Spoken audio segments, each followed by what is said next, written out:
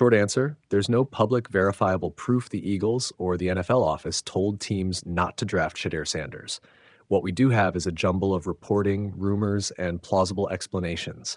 A very public, messy pre-draft process for Sanders, spotlight, plus some poor interviews, a wave of secondhand anecdotes about teams' reactions, and a handful of high-volume personalities making dramatic claims on radio. Read together, those elements explain why the story keeps getting louder, but they don't amount to a smoking gun showing anyone officially blocked him. Below, I'll walk through the facts we can reasonably rely on, the major theories that grew up around his slide, what the explosive claims actually amount to, and the real-world implications for Sanders and any team that evaluates him. Quick baseline. What's solid? Shedeur Sanders was widely projected during the pre-draft process as a much higher pick than where he landed. That mismatch, a top 100 or higher projection versus a day 3 fifth-round selection, is what created the initial outrage and curiosity. After the draft, multiple reporters and draft industry observers described a bizarre, uneven pre-draft process for Sanders. Interviews and meetings that some teams perceived as poor, a handful of awkward exchanges, and rumors of off-field concerns. Those reports do not claim a single, decisive reason everyone passed. Rather, they describe a chain of small negatives that multiplied together. Because of the intense public profile, his father Dion, huge NIL presence, national media attention, everything Sanders did or said got amplified, which made his slide feel larger and more suspicious to fans. The main theories people are circulating: 1, interview process problems. Multiple outlets reported teams were put off by his performance in private interviews or by how he handled certain evaluation drills. In the NFL draft world, a single bad interview, especially for a quarterback, can scare teams away quickly. Teams prize coachability, processing, and how a prospect reacts to correction. Perceived brittleness in those moments matters more than highlight reels. Number 2, character fit concerns amplified by profile. Teams sometimes shy from prospects who carry a lot of non-football noise, media attention, family brand, unusual pre-draft behavior. Whether fair or not, franchises worry about off-field distractions if they're choosing between similarly graded players. Number 3, a cascade effect. Once a couple of teams passed for similar reasons, other teams rechecked and sometimes opted to avoid a potential headache. Draft boards are contagious. One team's skip can make the next team uncomfortable. Number 4, allegations and rumors that someone or the league instructed teams not to pick him. These are the loudest and the least substantiated claims. They have popped up on talk radio and social posts. Publicly, no league office memo, no team statement, and no investigative confirmation has surfaced to back the idea of an organized, official don't draft directive. What the dramatic claims actually mean in practice, Nampe. When a former star or media personality says, the NFL told teams not to draft him, that's an explosive allegation. But as with most explosive radio takes, the evidence usually boils down to A, one person's account of an off-the-record conversation, or B, second-hand rumor. In the NFL ecosystem, a handful of anonymous sources and a provocative radio line can spark headlines. They rarely equate to documented or provable league action. Put another way, extraordinariums need extraordinary proof. As of now, the claim that the Eagles or the NFL formally prevented teams from drafting Sanders has not been shown with documentary evidence. There's a big difference between teams being told we'd think twice about him in an off-the-record whisper and a central authority issuing a veto. Why teams behaved the way they did, likely, and boringly, NFL front offices make conservative choices with first and second round capital. For a QB with off-field visibility and some red flags in interviews, teams will often decide the risk isn't worth it at early picks.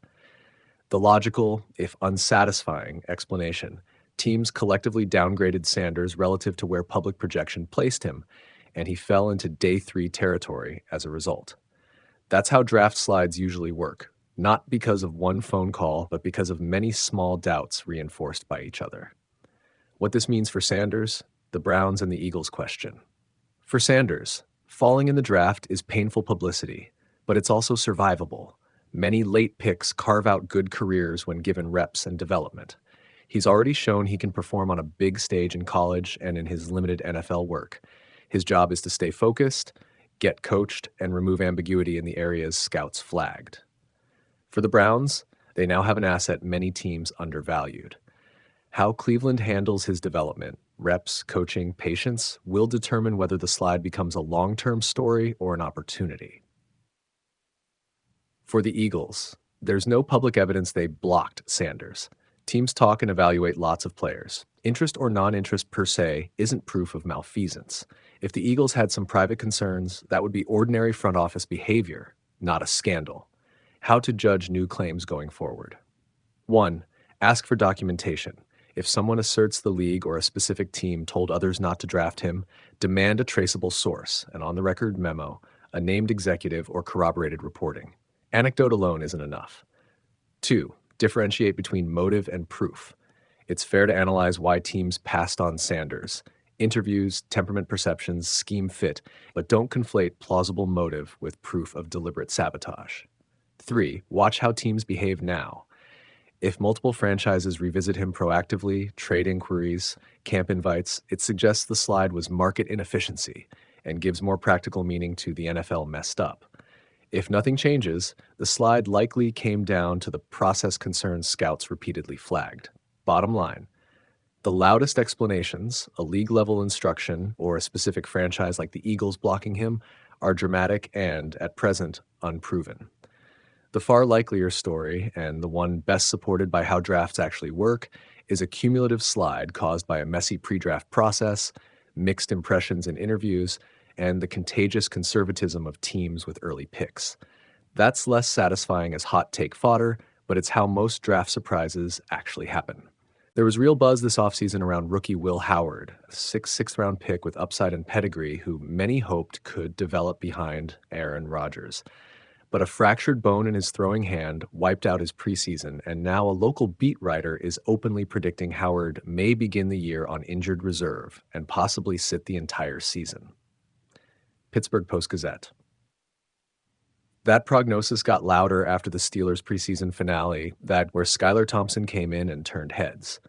Thompson completed 11 of 13 passes for 152 yards and a touchdown, delivering the kind of efficient, mistake-free work that coaches love to see from a veteran journeyman. With Thompson flashing and Howard unavailable to compete, the practical roster move is clear. Keep Rodgers and Mason Rudolph active, carry Thompson as QB3, and stash Howard on IR to preserve the roster spot. AP News, placing Howard on IR would mean he must miss at least 4 games, but it's not just about the minimum. Teams often leave young players on IR for longer if the starters stay healthy and the team has the depth to cope. That dynamic makes Howard's immediate path to snaps or even meaningful practice reps a lot rockier than many fans hoped. Without preseason reps, he won't get the reps behind the starters that accelerate development, and quarterbacks riding the bench rarely get the on-field seasoning they need. Steelers Depot. There's a harsh roster calculus at work. Thompson's impressive preseason performance gives Pittsburgh a trusted, experienced option behind Rodgers and Rudolph. That experience matters in the short term, especially for a team aiming to compete. For Howard, the upside remains. He can still rehab, learn the playbook, and prepare for whenever an opening appears, but the window for early career momentum is narrowing. Yahoo Sports. So what happens next? If Rodgers, Rudolph, and Thompson are healthy and effective once the season starts, the Steelers may have little incentive to activate Howard when he becomes eligible. That could turn his rookie year into a redshirt season. Plenty of mental reps, film study, and recovery, but very little real game experience. For Howard's long-term trajectory, that's a mixed bag. It protects him physically and keeps him on the roster, but it delays the live reps that separate prospects from starters. Bottom line, the best-case scenario for Howard is a rapid recovery and a surprise roster move that gives him practice reps and occasional game action.